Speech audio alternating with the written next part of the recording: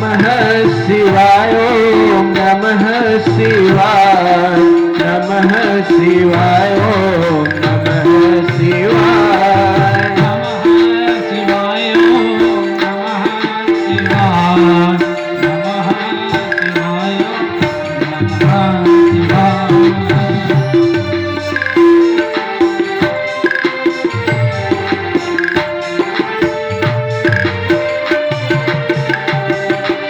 शिवाय नमः शिवाय ओम नमः शिवाय नमः शिवाय ओम नमः शिवाय नमः शिवाय ओम नमः शिवाय नमः शिवाय ओम नमः शिवाय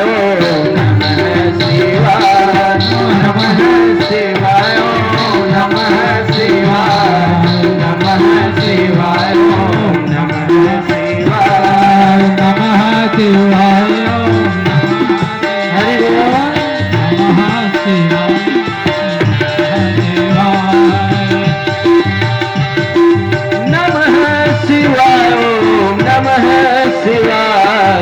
नमः शिवाय ओम नमः शिवाय नमः शिवाय ओम नमः शिवाय नमः शिवाय ओम नमः शिवाय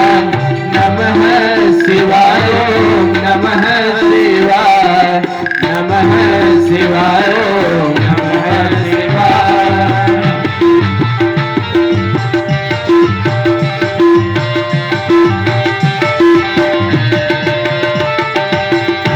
नमः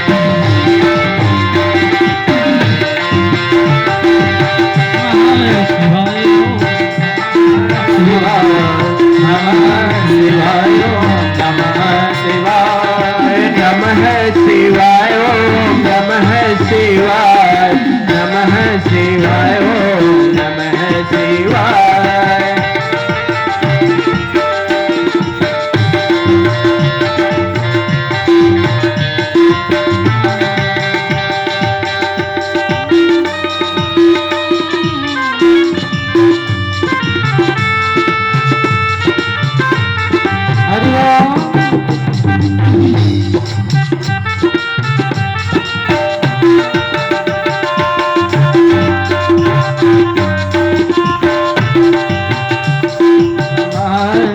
शिवाय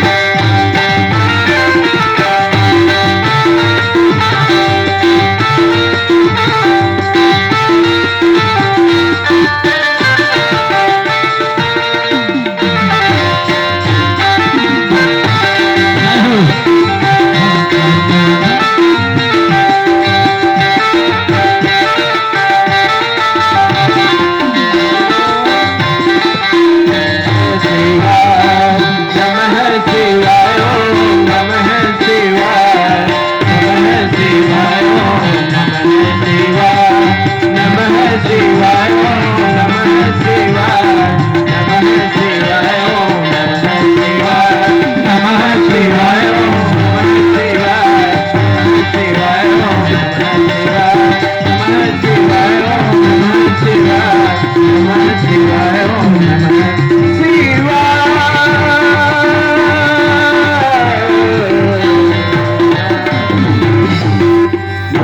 शंकर भगवान की। बोले भूत भाव भोलेनाथ की, बोले शंकर भगवान की जय। हर हर महादेव। सुंदर परम मंगलमय परम मंगलकारिणी भूत भाव भोलेनाथ के शिव महापुराण की पावन कथा। और आइए आज कथा की इस पावन काल की वेला में विराजमान होकर के देखिए, पृथ्वी में ना दो गंगा हैं, मृत्यु लोक में दो गंगा हैं। एक तो है कौन सी गंगा? प्रयागराज। और दो ही गंगा हैं जो कि मनुष्य को तार सकती हैं। पापी से पापी जीव होना इसका उद्धार कर सकते हैं, इसको तरण तारण कर सकते हैं। और उद्धार का साधन सिर्फ गंगा मैया ही है। और पृथ्वी में दो गंगा है। पहली गंगा प्रयागराज में, तीर्थराज प्रयाग में विराजमान है।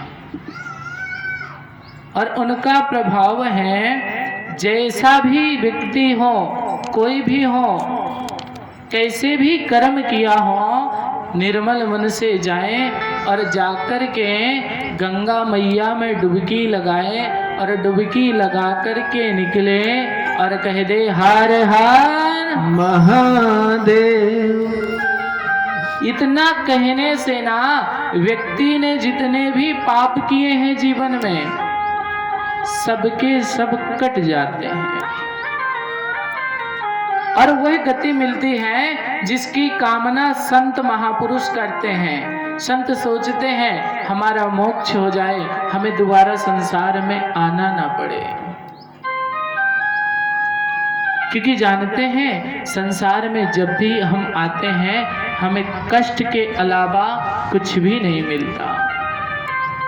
आनंद तो सिर्फ कथा में ही है, संसार में तो सिर्फ थोड़ा सा आनंद है। आनंद आएगा चला जाएगा, और जो हमेशा रहेगा वो दुख है, वो कष्ट है। क्योंकि देखिए, दुख हमारे पास बार बार आता है, निरंतर आता है। जब हम छोटे होते हैं तो पढ़ने के समय पढ़ाई का दुख रहता है, इतना सारा पढ़ना है, इतना याद करना है। उसके बाद फिर व्यापार का दुख, नौकरी नहीं लगी तो दुख, और नौकरी लग गई, अगर बच्चों की शादी नहीं हुई तो दुख। और सुनिए, यदि बच्चे की शादी हो गई और शादी के बाद अगर घर में छोटा सा नाती नहीं हुआ, लल्ला नहीं हुआ, तो फिर क्या होगा? दुख, दुख मिलेगा। और अगर भगवान की कामना करके तीर्थों के प्रभाव से, कथा की पूजन से, पुण्य के प्रभाव से पुत्र हो भी गया, घर में लल्ला हो भी गया, और लल्ला ने बात नहीं मानी तो दुख। घर, पहले तो घर होना चाहिए, फिर घर अच्छा हो, अच्छा नहीं तो भी दुख। घर के सदस्य ठीक नहीं, कोई बात नहीं मानता ना, तो आएगा दुख। सुख तो सिर्फ क्षण मात्र के लिए आएगा। कोई कामना करो, हे भगवान हमारे पास गाड़ी आ जाए, प्रयास किया, संघर्ष किया तो गाड़ी खरीद लिया। और जब गाड़ी खरीद लोगे ना, तो जब गाड़ी खरीदोगे तभी सुख मिलेगा। और गाड़ी खरीद के घर में खड़ी कर लिया और उसका पेट्रोल खत्म हो गया ना, तो फिर दुख, क्योंकि पेट्रोल भराने के लिए भी तो फिर गाड़ी का सुख भूल जाओगे। सोचोगे फिर जब गाड़ी आ जाएगी, महाराज ये तो बड़ी छोटी गाड़ी है, और बड़ी चाहिए तो फिर से दुख। सुख सिर्फ क्षण मात्र के लिए। एक कथा ही ऐसी है जिसमें सिर्फ और सिर्फ सुख मिलता है, सिर्फ और शांति मिलती है, सिर्फ और सिर्फ पुण्य मिलता है। अन्यथा संसार में कहीं भी जाओ, कुछ भी करो, जब तक कार्य करोगे तब तक सुख मिलेगा, उसके बाद दुख। और आज के समय में तो गाड़ी की चर्चा ही कौन करे। पिताजी भले भी कितनी भी छोटी दुकान किए हों, छोटी नौकरी किए हों, पर घर में जो लड़का है उसको वही 1.5 लाख 2 लाख वाली बुलेट चाहिए चलने के लिए। बिना बुलेट के नहीं चलेंगे, चाहे रहे 1.5 पिलाई के। गिर जाएं तो 10 लोगों को बुलाएंगे, भैया आओ हमारी गाड़ी उठा दो, लेकिन चलेंगे इतनी बड़ी गाड़ी में। तो गाड़ी आ जाए तो भी दुख और ना आए तो भी। लेकिन ये 2 गंगा हैं। माँ गंगा पे जाइए, घर से जाओगे, जब गंगा मैया में स्नान करोगे ना, तीर्थराज प्रयाग में, चित्रकूट धाम में, माँ मंदाकिनी गंगा में जब आप स्नान करोगे ना, तो उस समय सब दुख आपके दूर हो जाएंगे। जब तक गंगा मैया में स्नान करोगे सिर्फ और सिर्फ सुख मिलेगा, शांति मिलेगी, आनंद मिलेगा। और तो और जिन्होंने गंगा स्नान किया होगा उनसे पूछना कभी। गंगा स्नान करो, स्नान करके जैसे ही बाहर निकलो तो शरीर में लगता है बिल्कुल से तरण ताजा नया जीवन मिल गया जैसे। ये माँ गंगा की महिमा है। और 2 ही गंगा है पृथ्वी में, एक तो ज्ञानमयी गंगा और एक जलमयी गंगा, और दोनों कल्याणकारी हैं। पर सुनिए, जलमयी गंगा में ना यदि आप जाओगे, स्नान करना चाहोगे तो आपको बहुत सारी समस्याओं का सामना करना पड़ेगा। पहले तो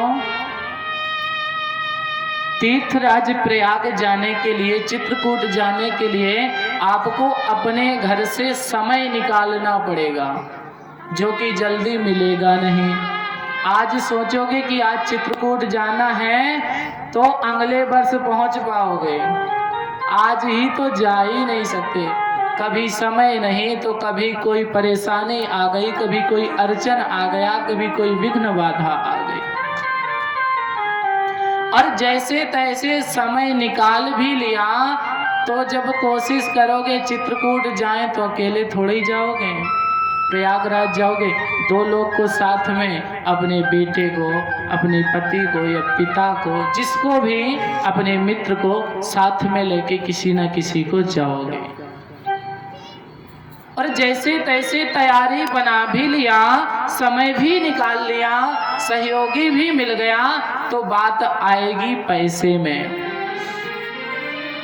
और आजकल किराया तो बहुत तेज हो ही गया, पेट्रोल भी महंगा, डीजल भी महंगा, फिर आपका धन खर्च होगा।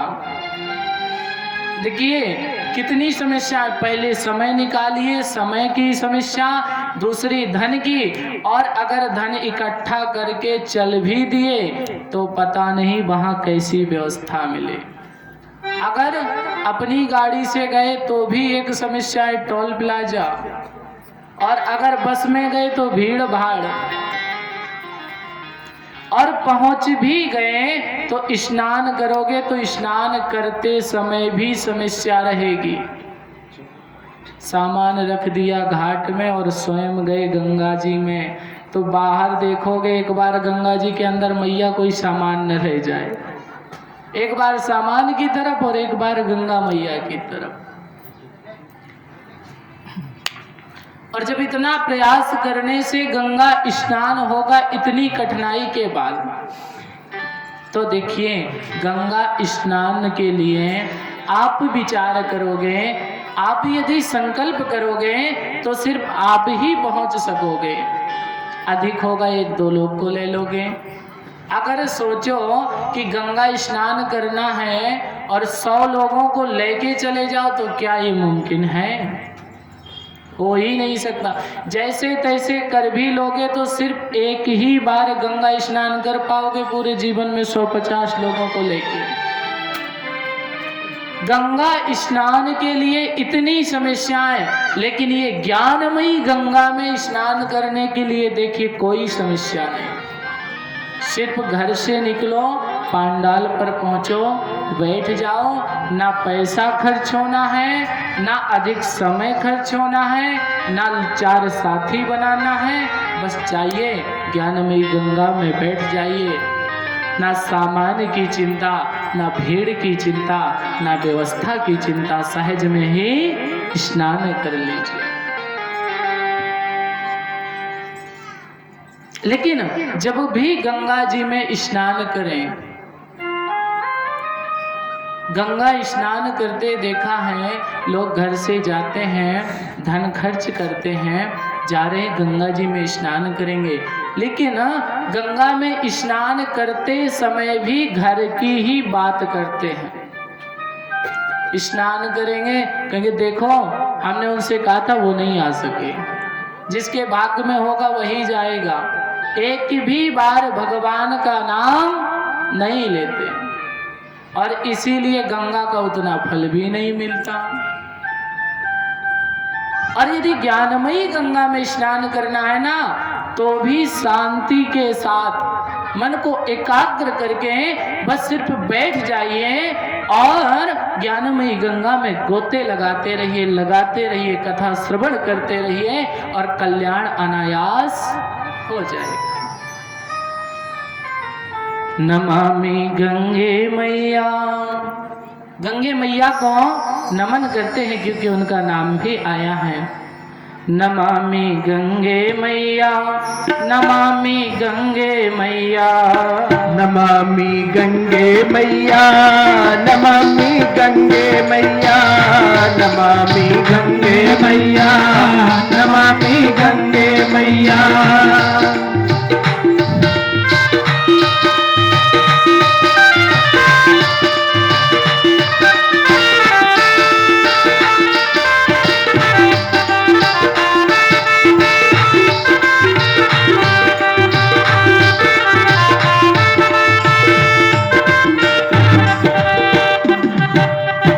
नमामि गंगे मैया, नमामि गंगे मैया, नमामि गंगे मैया, नमामि गंगे मैया। भवसागर से पार करैया, भवसागर से पार करैया, भवसागर से पार करैया, गंगे मैया, नमामि गंगे मैया, नमामि गंगे मैया।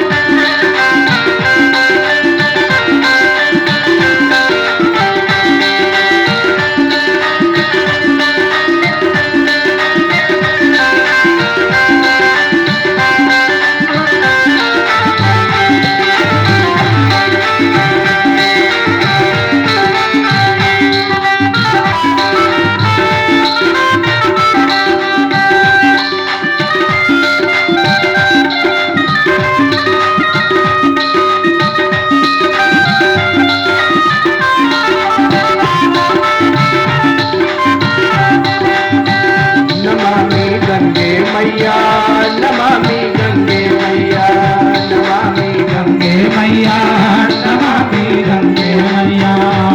देखिए कहा गया है जो गंगा जी जा नहीं सकते, अगर 100 कोस 1000 कोस दूर से भी गंगे का स्मरण करें तो गंगा नहाने का पुण्य मिल जाता है। क्योंकि गंगा तब दर्शनात् मुक्ति, दर्शन से भी मुक्ति मिल जाती है और स्मरण से भी गंगा स्नान का फल मिलता है। इसीलिए हम लोग नहाते समय हमारे बुजुर्ग लोग कहते थे और अभी भी कहते हैं जब जल डालेंगे, अब तो ठंडी में ज़्यादा कहते हैं, ठंडा ठंडा जल लिया और जैसे सर से डाला तो कहते हर हर गंगे, जल्दी से। क्यों? क्योंकि जल से स्नान करने पर, गंगा मैया का स्मरण करने पर गंगा नहाने का पुण्य घर पे ही मिल जाता है। तो ये पुण्य आप लोगों को भी चाहिए कि नहीं चाहिए? अगर चाहिए हो तो तालियों की सेवा करते हुए साथ में गुनगुनाएं। नमामि गंगे मैया, नमामि गंगे मैया, नमामि गंगे मैया, नमामि गंगे मैया, नमामि गंगे मैया, नमामि गंगे मैया, नमामि गंगे मैया, नमामि गंगे मैया।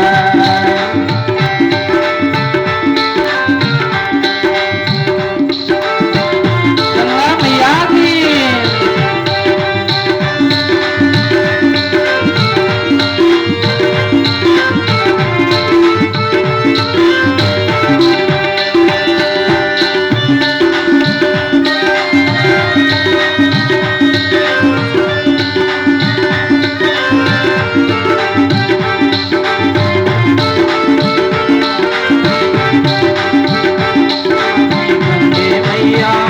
नमामि गंगे मैया, नमामि गंगे मैया, नमामि गंगे मैया, नमामि गंगे मैया।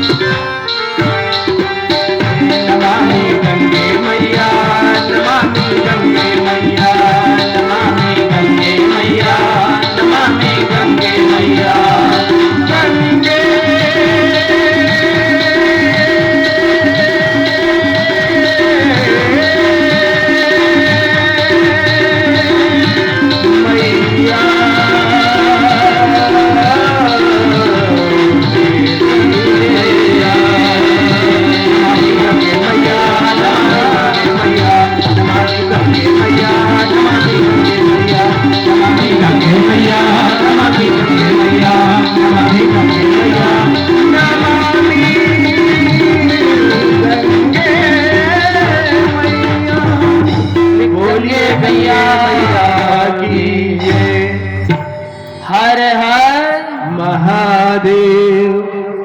तो मृत्यु लोक में सिर्फ और सिर्फ दो ही गंगा हैं जो आपको मुक्ति सहज ही प्रदान करा सकते हैं, और सिर्फ गंगा मैया ही ऐसी हैं जो सबको मोक्ष प्रदान कराते हैं। एक ज्ञानमयी गंगा और एक जलमयी गंगा।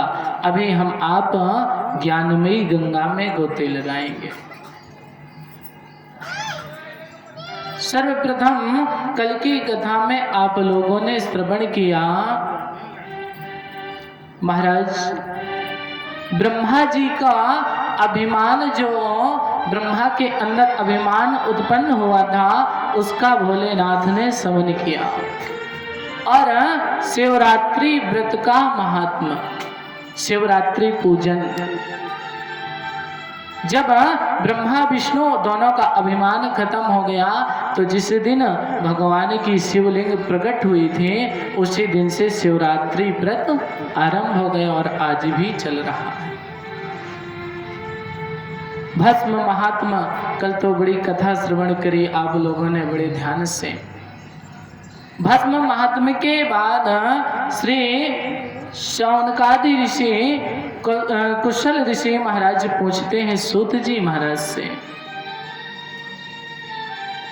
कहते हैं महाराज एक बात बतलाइए, भस्म जो धारण करते हैं उनका महात्म्य तो आपने कहा, परंतु जो लोग रुद्राक्ष धारण करते हैं ये कथा कहीं और नहीं मिलेगी आपको। रुद्राक्ष क्यों धारण करते हैं, रुद्राक्ष कैसे उत्पन्न हुए, रुद्राक्ष के पेड़ कैसे धरती में पैदा हुए, ये सिर्फ और सिर्फ ये कथाएं शिव महापुराण में ही मिलेंगी। कहते हैं महाराज आपने भस्म का महात्म्य तो सुनाया, जरा रुद्राक्ष का महात्म्य बतलाइए, रुद्राक्ष धारण करने से क्या होता है, क्यों रुद्राक्ष पहनते हैं। हमारे घर के जो बड़े बुजुर्ग होते हैं ना, ज्यादा नहीं तो एक माला जरूर गले में डाल लेते हैं रुद्राक्ष की। और जो परम वैष्णव है वो तुलसी की कंठी तो धारण करके ही रखेंगे। और आप लोग भी जिन्होंने गुरु मंत्र ले लिया है, वैष्णव गुरु मंत्र लिया है, गुरु मंत्र शैव होते हैं, शंकर भगवान के भी। माइक चालू है आपका। जो शैव होते हैं वो शंकर भगवान का गुरु मंत्र लेते हैं, लेकिन जो वैष्णव होते हैं वो वैष्णव मंत्र धारण करते हैं, राम मंत्र, 12 अक्षर मंत्र। तो जो लोग वैष्णव है ना, अपने गले को जिन्होंने गुरु दक्षिणा ले ली है, गुरु दीक्षा ली है, अपने कंठ को कभी सूना मत रखना, बहुत बड़ी ना हो तो तुलसी की एक गुड़िया मात्र गले में धारण करना, कंठ में धारण करना। अनेक लाभ हैं कंठ में धारण करने वाले, तुलसी की गुड़िया को कंठी कहते हैं। कंठी कहते हैं यदि गले में कंठ में कंठी धारण किए हुए हैं तो हम जितना भी प्रसाद पाते हैं पेट भरने के लिए वो सब गले से होके जाता है। और तुलसी में ठाकुर जी महाराज का वास रहता है तो भगवान का भोग लगता हुआ जाता है। जो भी धारण करते हैं प्रसाद रूप से, लेकिन कंठी धारण करके ये मतलब नहीं कि कुछ भी खाओ पियो, ऐसा मत करना, नहीं उसका पाप भी बहुत ज्यादा लगता है। आजकल लोग तो देखता हूँ गुरु मंत्र ले लेते हैं और गुरु जी की फोटो दुकान में लगाते हैं, घर पे नहीं। एक बार एक सोनी जी अपनी दुकान पे अपने गुरु जी की बड़ी भारी फोटो लगाए थे। मैंने पूछा भैया सोनी जी ये कौन है, इनकी फोटो संत जी की क्यों आप लगाए हैं दुकान में, भगवान की, भगवान के बगल में गुरु जी की फोटो। मैंने कहा भाई फोटो क्यों लगाए हैं, इसका कौन है आपके। उन्होंने कहा महाराज जी आपको पता नहीं। मैंने कहा नहीं। बोले ये मेरे गुरु जी हैं। अच्छा तो गुरु जी को घर में फोटो लगाते हैं। मैंने कहा शायद घर में लगी होगी, दुकान में अलग। बोले नहीं केवल दुकान में ही लगाए हैं। मैंने कहा दुकान में ही लगाए क्यों। महाराज ऐसा है, लोग आते हैं, ग्राहक आते हैं, हम कहते हैं ये चीज इतने की है, वो कहते हैं नहीं नहीं कम करो, 5 की चीज 10 में देते हो, कहते हैं नहीं नहीं 5 की है, 4 की है। तो कहते हैं महाराज अब दूसरा कुछ रहा नहीं तो गुरुजी लगे हैं, तो बार बार उनके सामने कहते थे गुरुजी की कसम ये 10 की ही है। तो बोले महाराज 5 की चीज भी 10 में जाती है, तो ऐसा भी मत करना। गुरु जी की जो प्रतिमा होना घर में धारण करना, कसम खाने के लिए नहीं। और जब भी कंठी धारण करना तो कंठी धारण करने पर गुरु दीक्षा लेने का मतलब ही यही होता है, हमारे जितने भी बुरे कर्म हैं, जितने भी हमारे द्वेष हैं, आज से वो सब हम त्याग देंगे। गुरु दीक्षा धारण करते हैं जो लोग गुरु दीक्षा लेते हैं, समझ लीजिए गुरु दीक्षा लेने वाले का दूसरा जन्म हुआ है।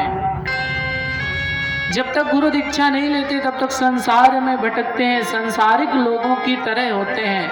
लेकिन जिस दिन से गुरु दीक्षा धारण कर लेते हैं ना, उस दिन से संकल्प करना होता है कि हे भगवान, हे गुरुदेव, जितने भी आज तक हमने बुरे कर्म किए हैं, झूठ बोला है, पाप किया है, नशा किया है, जुआ खेला है, ये सब आज से बंद हो जाएगा और मैं भजन करूंगा और सदैव आपके सानिध्य में रहूंगा।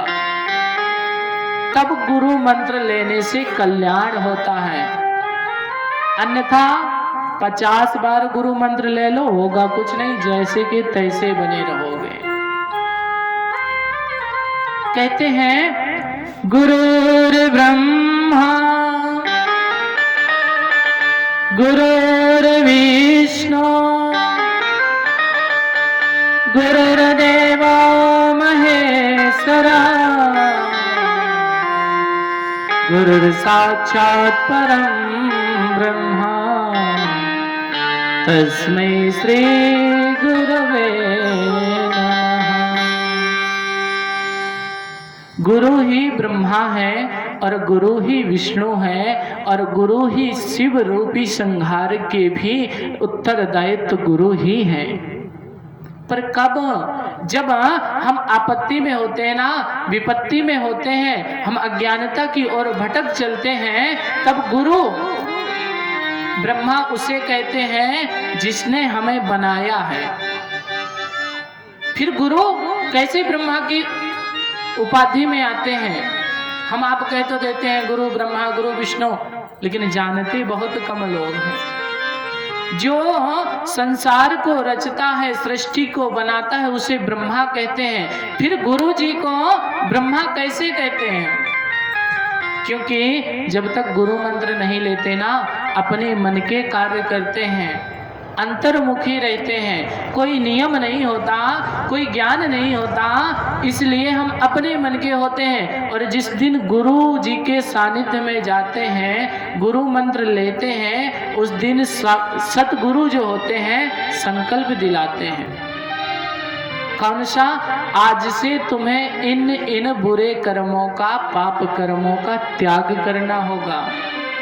आपके घर में, आपके दरवाजे में कोई भिक्षुक आ जाए, कोई संत आ जाए, कोई भूखा आ जाए, अतिथि आ जाए, तो आपका कर्तव्य बनता है कि वो भूखा न लौटे। उस दिन जब गुरु मंत्र लेते हैं, संकल्प करते हैं, कोई भिक्षुक आ जाए तो अन्न के 2 दाने दीजिए, जितना है उसी में से थोड़ा दीजिए, पर दान जरूर करिए। कोई घर से खाली हाथ मत लौटे। और ना कहते हैं गुरु मंत्र के समय जो गुरु जी का चरणोदक लेते हैं, उसको लेकर के अपने अंदर और बाहर के दोनों पापों का समन करके पुनर्जन्म कहा जाता है, जैसे आज से दूसरा जन्म मिल गया हो। इसलिए जब गुरु जी ज्ञान का उपदेश करते हैं, गुरु हमारे बुरे कर्मों को डांटते हैं, हमें सत्कर्म में लाते हैं, तो हमारे रचयिता होते हैं। तो इसीलिए कहा जाता है गुरु ब्रह्मा। हम अज्ञानता की ओर बढ़ने लगते हैं, कोई मना करने वाला नहीं होता। संसार में माता पिता हैं जो अपने संतान का कल्याण चाहते हैं, और इनके अलावा अगर कोई है जो आपका सिर्फ और सिर्फ कल्याण चाहे, उद्धार चाहे, तो पृथ्वी में गुरु के अलावा दूजा कोई हो नहीं सकता। सिर्फ गुरु ही ऐसा है, सदगुरु ही ऐसे हैं जो अपने शिष्य को डांट के, धमका के, और कई बार तो गुरु जी ऐसे होते हैं कि डंडा ही लगा देते हैं, मार के सत्कर्म में लाते हैं। तुम्हें बुरे कर्म नहीं करना, सीधे कर्म करना है, सतमार्ग पे चलना है। गुरु ही ऐसे होते हैं। और जब व्यक्ति का अंतिम समय आ जाता है, नरक की ओर जाने लगता है, तब गुरु ही हैं जो उभार करके स्वर्ग पहुंचाते हैं, सद्गति दिलाते हैं। जब ऐसी स्थिति में होते हैं तो गुरु मृत्यु के भी देवता शंकर भगवान बन जाते हैं। गुरुर्देव महेश्वरा, तब गुरु महेश्वर भोलेनाथ की उपाधि में ही आते हैं। बोली सदगुरुदेव भगवान के। गुरु का और कंठी का महात्मा कहते हैं महाराज रुद्राक्ष धारण करने से क्या होता है और कितनी रुद्राक्ष पहनना चाहिए कम से कम। कहते हैं महाराज सर्वप्रथम रुद्राक्ष कैसे उत्पन्न हुए। सूत जी महाराज कहते हैं सुनिए कुशल ऋषि सौनकादि ऋषि। रुद्राक्ष का महात्मा स्वयं भोले बाबा ने अपनी अर्धांगिनी जगत जननी मैया पार्वती से कहा है। एक बार पार्वती जी ने देखा कि भोले बाबा गले में भी रुद्राक्ष धारण किए, बाजुओं में भी और शीश पे भी रुद्राक्ष धारण किए। पार्वती जी पूछ उठी महाराज इतना रुद्राक्ष क्यों पहने हैं। भोले बाबा 3 चीज की माला पहनते हैं और बाद में पुष्प की पहनते हैं और सभी देवता केवल पुष्प की ही माला पहनते हैं। भोले बाबा 3-4 माला पहनते हैं। कौन कौन सी? पहले तो मुंडों की माला, दूसरी रुद्राक्ष की माला, तीसरी काल की सर्प की माला और चौथे नंबर में आती है पुष्पों की माला। एक अकेले भोलेनाथ है जो 4 माला धारण करते हैं, बाकी सभी देवताओं में सिर्फ और सिर्फ पुष्प की माला चढ़ाई जाती है।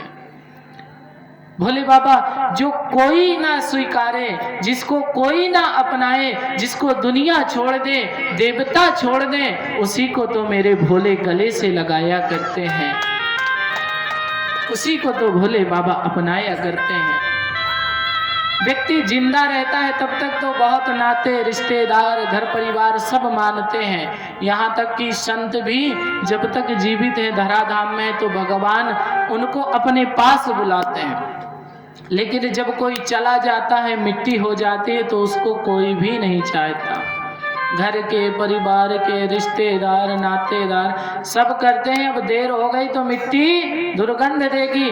वही बाबा जी, वही पिताजी, वही माताजी, वही भाई, वही बहन, वही रिश्तेदार सब उस मिट्टी को कहते हैं जल्दी निकालो और सीधे शमशान लेकर के 1 2 3 हर हर महादेव। लेकिन शंकर भगवान ऐसे हैं, आपको जब संसार त्याग देता है, जब हमें संसार छोड़ देगा, घर के परिवार के रिश्तेदार गांव मोहल्ला के त्याग देंगे, शमशान में जला देंगे, तब भोले बाबा कहते हैं कोई बात नहीं, जो बचा हुआ है ये खोपड़ी यही एक बचती है, ये बचती है। भोले बाबा कहते हैं कुछ नहीं, जो किसी को नहीं मिला, जो किसी ने नहीं अपनाया, उसी को मैं धारण करूंगा। भोले बाबा उसी को लेकर के माला पहन लेते हैं।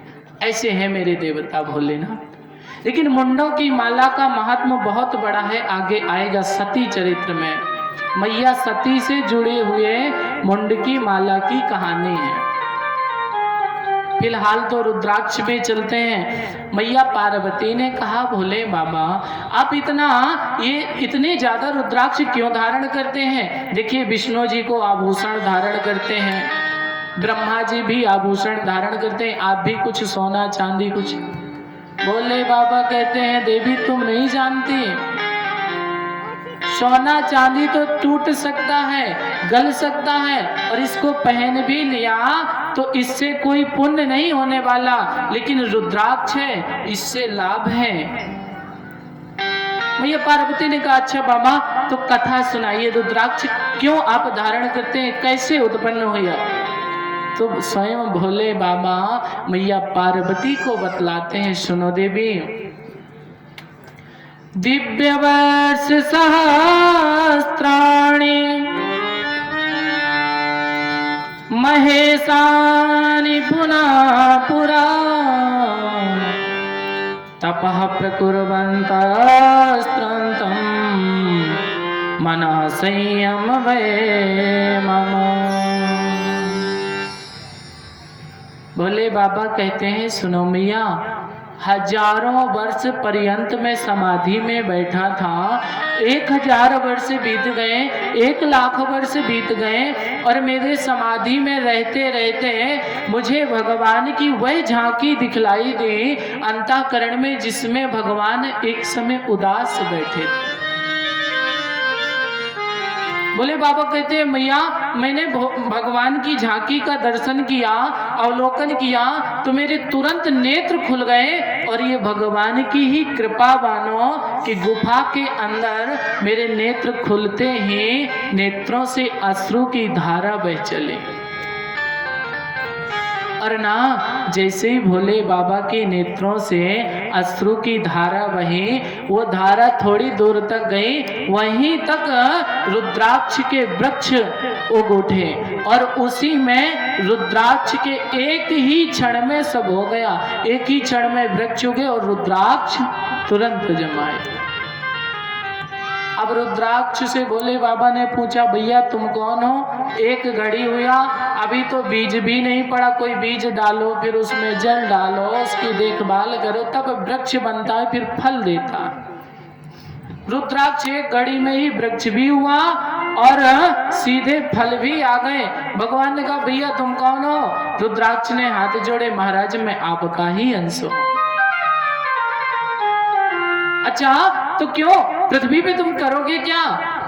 रुद्राक्ष ने हाथ जोड़ करके, महाराज आप यदि आदेश देंगे तो मेरा जीवन ना सार्थक हो जाएगा।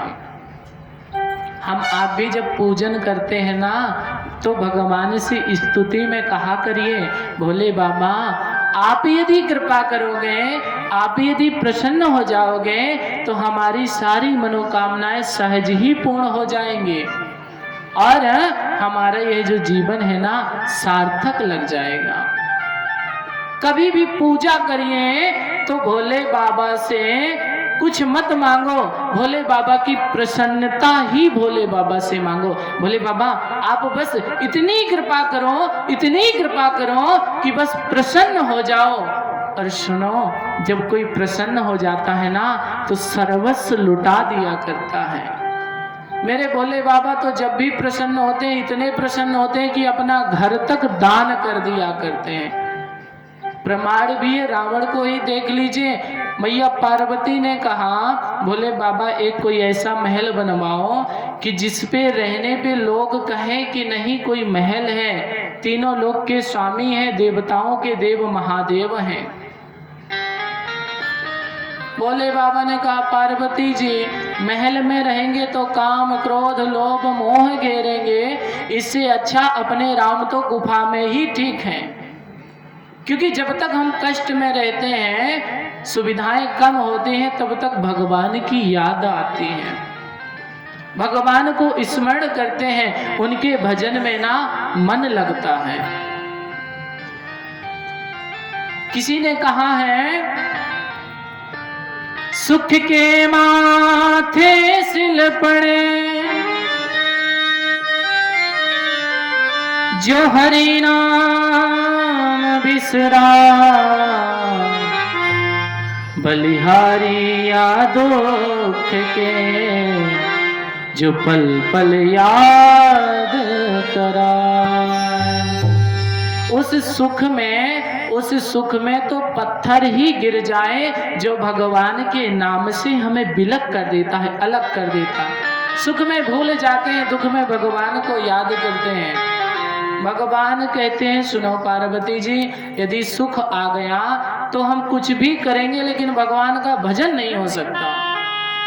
पार्वती जी बोली कुछ भी हो जाए, हट तो हट, माताओं की हट। अभी तो कथा आ ही चुकी है। सन्यासी यदि हट में बैठ गए, संत यदि हट कर लिए कि हमें यहाँ यज्ञ करवाना है तो करवा के ही रहते हैं।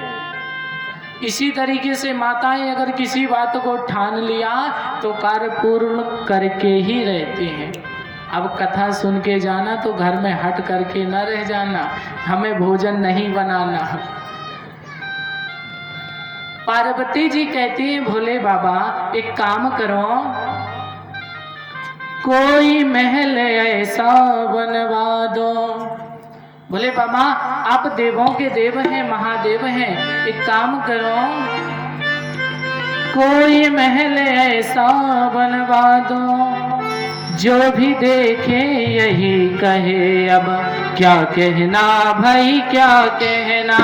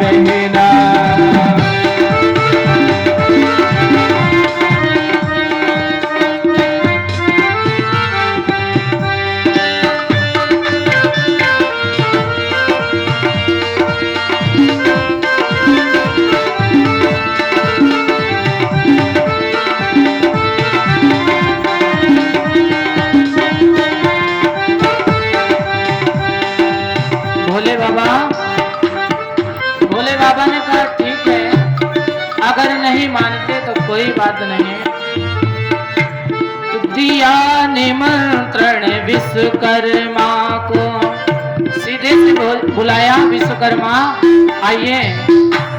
दिया निमंत्रण विश्वकर्मा को, क्या करो? अरे कोई महल ऐसा बनवा दो, जो भी देखे यही कहे बस, क्या कहना भाई क्या कहना।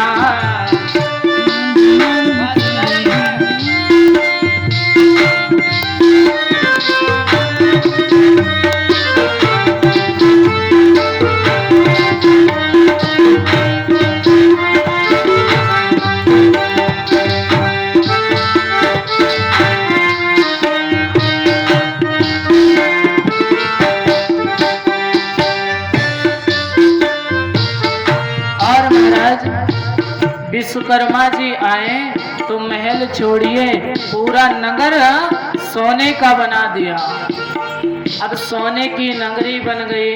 माता पार्वती जी ने देखा कि इतना सुंदर घर, तो तुरंत अभिमान हो गया।